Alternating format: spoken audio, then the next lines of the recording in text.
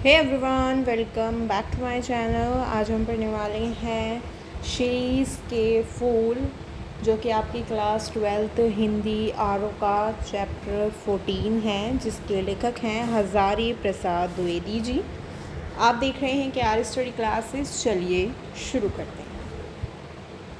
यहाँ पर सबसे पहले मैं आपको बताना चाहूँगी कि शीरीष के फूल, ये जो आपका चैप्टर है, इसके लेखक हज़ारी प्रसाद द्विवेदी जी हैं और ये एक निबंध है। इस निबंध में जो लेखक हैं हज़ारी प्रसाद द्विवेदी जी के द्वारा ये लिखा गया है और इसमें उन्होंने शीरीष के फूल के माध्यम से एक संदेश दिया है। जिस तरह शीरीष के फूल आंधी, लू, भयंकर गर्मी आदि विपरीत परिस्थितियों का सामना करते हुए भी अपनी जो उनकी कोमलता और सुंदरता है उसको बनाए हुए रखते हैं, उसी तरह से हमें भी अपने जीवन की विपरीत परिस्थितियों में अपने धैर्य और संयम को बनाए बना के रखना चाहिए। हमें अपने जीवन में आगे बढ़ते रहना चाहिए और शीरीष का फूल जो है वो हमें जीवन में लगातार संघर्ष करने की प्रेरणा देता है। अब यहाँ पर हमारा चैप्टर शुरू होता है और यहाँ पर जो लेखक हैं वो कहते हैं कि इस निबंध में वो कहते हैं कि जेठ की जो तपती गर्मी है, लेखक इस निबंध को जेठ की तपती गर्मी में शीरीष के पेड़ों के एक समूह के बीच बैठकर लिख रहे हैं, जो ऊपर से नीचे तक फूलों से लदे हुए हैं। वैसे तो जो जेठ का महीना होता है वो बहुत ज़्यादा, उसमें बहुत गर्मी होती है और जो फूल हैं वो बहुत ही कम खिल पाते हैं। इन फूलों में अमलतास भी शामिल है, किंतु इसकी जो तुलना है वो शीरीष के फूलों से की जा सकती है, क्योंकि वो केवल 15 से 20 दिनों के लिए ही खिलता है। जैसे वसंत ऋतु में पलाश का फूल खिलता है। हालांकि जो कबीरदास हैं उन्होंने 10-15 दिन के लिए खिलने वाले फूल उन्हें पसंद नहीं है, परंतु शीरीष के फूल जो हैं वो लंबे समय तक खिले रहते हैं और बसंत के शुरुआत में वो खिलना प्रारंभ करते हैं। आषाढ़ तक वो खिले रहते हैं और लेखक जो हैं वो शीरीष को कालजयी अवधूत कहा है। उन्होंने कालजयी यानी कि जिसने काल पर विजय प्राप्त कर ली। अवधूत यानी कि एक ऐसे सन्यासी जिसे सुख दुख, अच्छे बुरे से कोई फर्क नहीं पड़ता हो, जिसके भाव हर परिस्थिति में एक समान रहते हों, और यही सब लक्षण जो है शीरीष के फूल में भी पाए जाते हैं, जिस कारण लेखक ने शीरीष के फूल को कालजयी अवधूत कहा है। क्योंकि जो शीरीष का फूल होता है वो इतनी ज़्यादा भयंकर गर्मी और जो आपकी उमस, लू, इन सब को सहकर भी डटा रहता है। वसंत में वो लहक उठता है, भादो और मास तक वो फलता फूलता रहता है और उस पर ना भयंकर गर्मी का असर दिखाई देता है और ना ही तेज़ बारिश का कोई प्रभाव उस पर पड़ता है। वो काल व समय को जीतकर एक समान लहराता रहता है। हमें विषम परिस्थितियों में भी प्रसन्नता व मस्ती के साथ जीने की वो कला सिखाता है।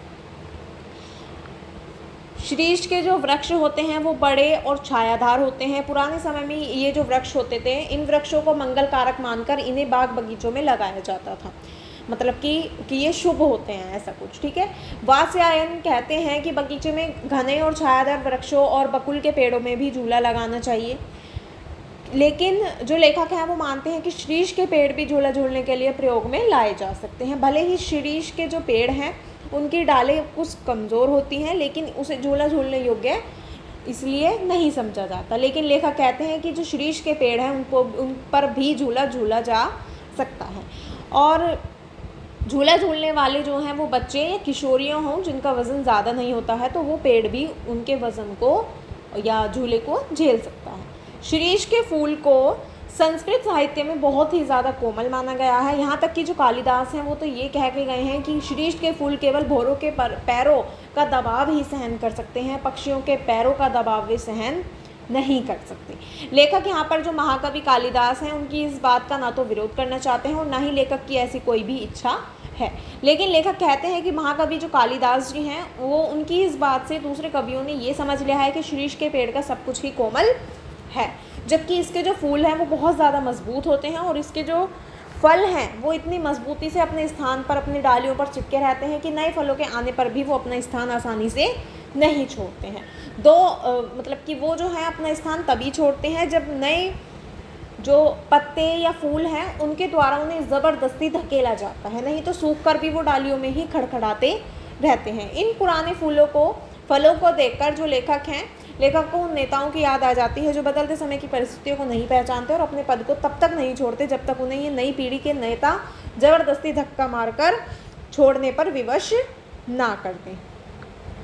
यहाँ कहते हैं कि पुरानी पीढ़ी को समय रहते ही अपने जो अधिकार हैं उनको करने के लोभ को छोड़ देना चाहिए, नई पीढ़ी के लिए स्थान बनाना चाहिए। लेखक मानते हैं कि वृद्धावस्था और मृत्यु इस जगत के सत्य हैं और शीरीष के फलों को भी यह समझना चाहिए कि वह जो फूला है तो उसका झड़ना भी निश्चित है, परंतु सुनता कोई नहीं है। मृत्यु के देवता निरंतर कोड़े चला रहे हैं, उसमें जर्जर व कमज़ोर समाप्त हो जाते हैं और जिसमें प्राण कण थोड़ा भी विपरीत है वे बच जाते हैं। जीवन धारा व सब कुछ अपने में विलीन करने वाले समय के बीच संघर्ष चालू है। लेखक शीरीष के फलों को मूर्ख मानते हुए कहते हैं कि वे समझते हैं कि एक ही जगह पर बिना हिले डुले रहने से मृत्यु के देवता से बचा जा सकता है, जबकि हिलने डुलने वाले कुछ समय के लिए तो बच सकते हैं, पर झड़ते ही जो मृत्यु है वो निश्चित है।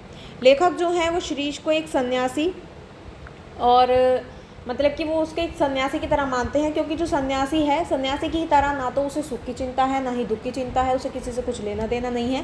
भयंकर गर्मी से आसमान और धरती जो हैं दोनों जल रहे होते हैं, तब भी ना जाने वो कहाँ से शीरीष का फूल अपने लिए एक जीवन रस ढूंढ ही लेता है। वो दिन के 8 पहर अपनी ही मस्ती में मस्त रहता है। एक वनस्पति जो शास्त्री हैं उन्होंने लेखक को बताया कि वह वायुमंडल से अपना रस खींचता है और लेखक को यह बात भी सही लगती है, क्योंकि तभी तो भयंकर गर्मी व लू में वो ऐसे मीठे केसर उगा सकता है।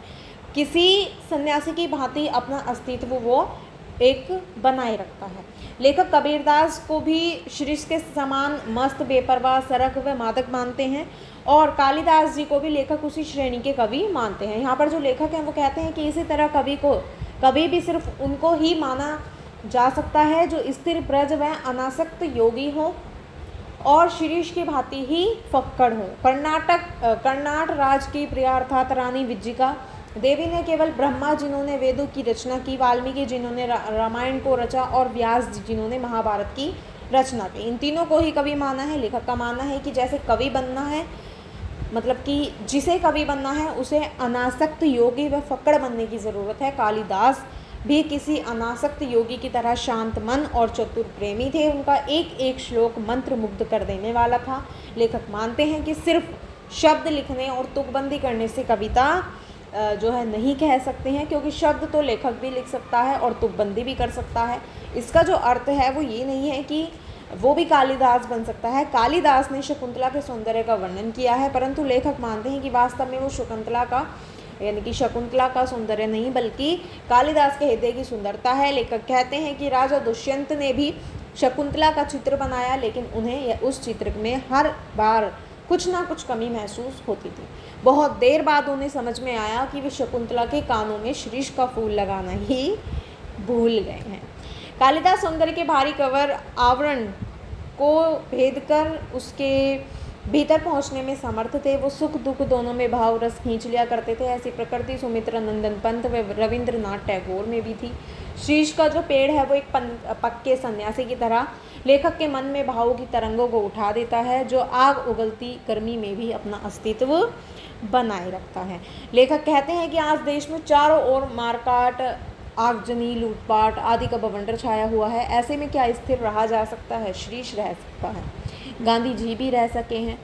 और यहाँ पर लेखक जो हैं उन्होंने गांधी जी को एक ऐसे सन्यासी के रूप में याद किया है जिसने देह बल के ऊपर आत्मबल को सिद्ध किया है। यानी शारीरिक रूप से बेहद कमज़ोर गांधी जी ने अपने आत्मबल के सहारे अंग्रेज़ों के खिलाफ कई बड़े आंदोलन सफलतापूर्वक चलाए और देश को आज़ादी दिलाने में अहम भूमिका अदा की। इसलिए जो लेखक हैं जब शीश की ओर देखते हैं तो उनके मन में एक भूख उठती है, हाय वह अवधूत आज कहाँ हैं। यानी आज देश में न गांधी जी हैं और ना ही उनके जीवन मूल्य को मानने वाले लोग।